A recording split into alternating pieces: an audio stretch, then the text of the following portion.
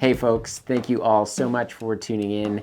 In today's video, we are going to talk about leave no trace and the 7 principles of leave no trace and how they specifically relate to bike packing. Let's do it.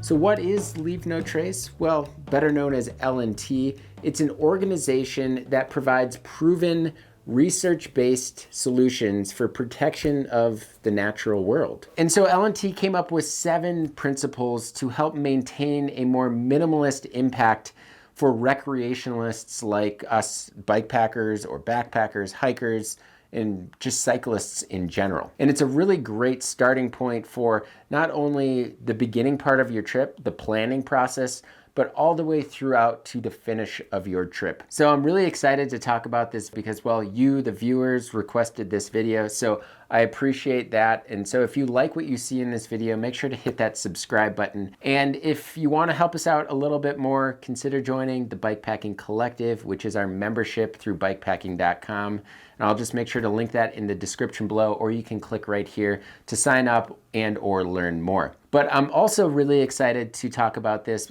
because I've seen some pretty disgusting things in the backcountry the last 2 or 3 years. A lot of it isn't from us bike packers, but some of it is. I think this is an important topic to touch on, not only with the climate crisis that we're dealing with, but also the fact that so many recreationalists are using the backcountry now with COVID and just people that really enjoy, being out in the woods and enjoying their own recreational activities. All right, so the first principle is plan ahead and prepare.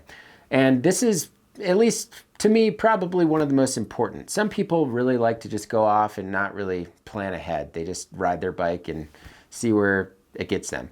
But for me, I like to take a look at the specific route, understand the difficulty of the route, the terrain I'm going to cover, and I like to check out the weather and see what kind of conditions I'm going to endure. So planning ahead and understanding what I'm about to get into. This will not only help understand my gear choices, the resupply, the bike I take, but it just in general will give me a sense of confidence. So a really important thing to me is understanding the land I'm going through, because the last thing I want to do is trespass. So getting on a map and understanding what specific land ownership I'm going through, if it's national forest, state forest, national park. So a really great resource that we have on bikepacking.com is our routes section. And it has routes from month-long expeditions to just overnighters. And on our routes page, it basically kind of details the specific route, what you can expect, the difficulty, and just a ton of information. So if you want to head to our routes section, I will definitely link that in the description below so that you can kind of peruse all of the routes on our website. So lastly, one of the most important things is to communicate. Communicate with your loved ones, friends, family.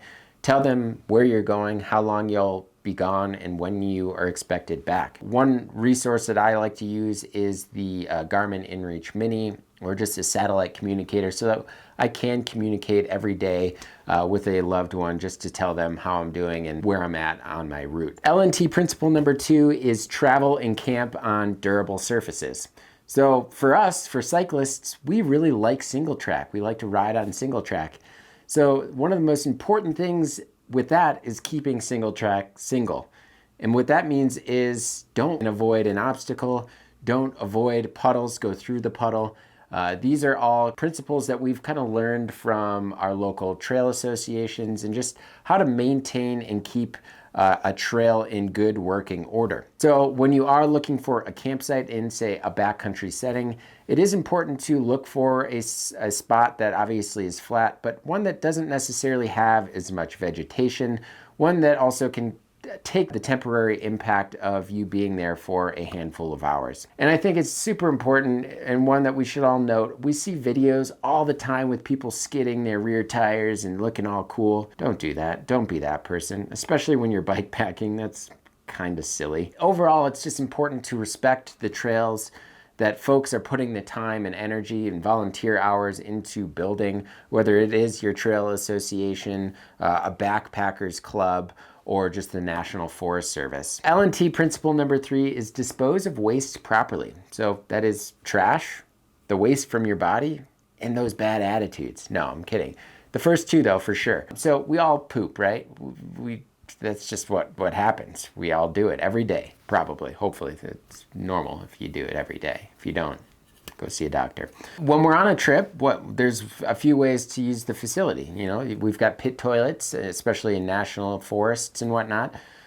We have resupply bathrooms, but those 2 we can't necessarily rely on. So when we really need to go, we dig a cat hole, right? So cat holes are important because there's a specific way to actually dig a hole and poop in it. These help, but you could probably use a stick. It really depends on the type of terrain you're riding on and the soil you're riding on. But in general, you should probably be walking at least 200 feet away from a trail, your campsite, or a water source, which is roughly 70 adult paces. You should be digging a hole which is at least 6 inches deep. And when you do finish the process, put the soil that you dug up right over it. Maybe some leaves on top, make it look all natural. It'll be real good for the forest. So pack it in and pack it out is a really great guideline to use just in general, even on day rides. If you pack snacks for your trip, those snack wrappers should all be coming back with you, and or find a proper trash can if you are out en route. In general, everything that goes on your bike when you leave your trip should probably be coming back, with the exception of TP. Just make sure to use that TP sparingly. Cruising right along here, leave no trace principle 4 is leave what you find. So a general rule for me is when I get to camp, I take a little snapshot, a mental snapshot, and when I leave the next day, it should look exactly the same. Another general rule is look, don't touch. Some people may want to take a memento from their bikepacking trip, or potentially pick some wildflowers and strap it to their bike. In some instances, actually picking wildflowers and taking things home is illegal. So look, just don't touch. So L&T principle number 5 is minimize campfire impacts. So over the past 20 years, lightweight stoves have come a really long way. We can basically fit them in the palm of our hand. They can easily fit into one of our bike packing bags. And so we don't necessarily need a campfire to cook our food or boil water any longer. So fires are more of a camp luxury than a necessity. And actually in some countries, backcountry fires or fires in general aren't even allowed. So a few things to make note of here. First off, you need to understand the local fire restrictions and regulations in your area. And this goes back to planning ahead and preparing. So secondly, these fires need to be in campfire rings.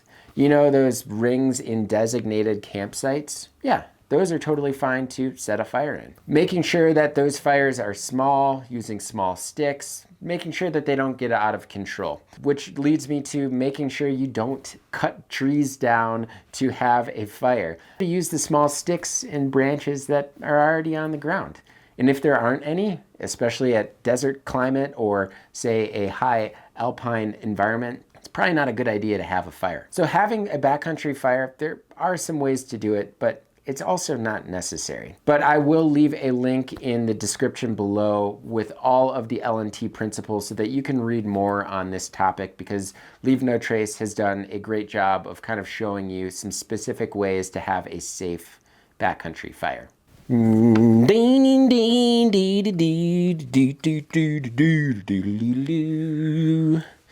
All right, intermission is over. L&T principle number 6 is respect wildlife. This one's pretty easy. Don't touch, don't disturb, or feed wildlife. And if you are in bear country, use a bear bag. Use a saddle bag with a little bit of rope or something like that and hang it.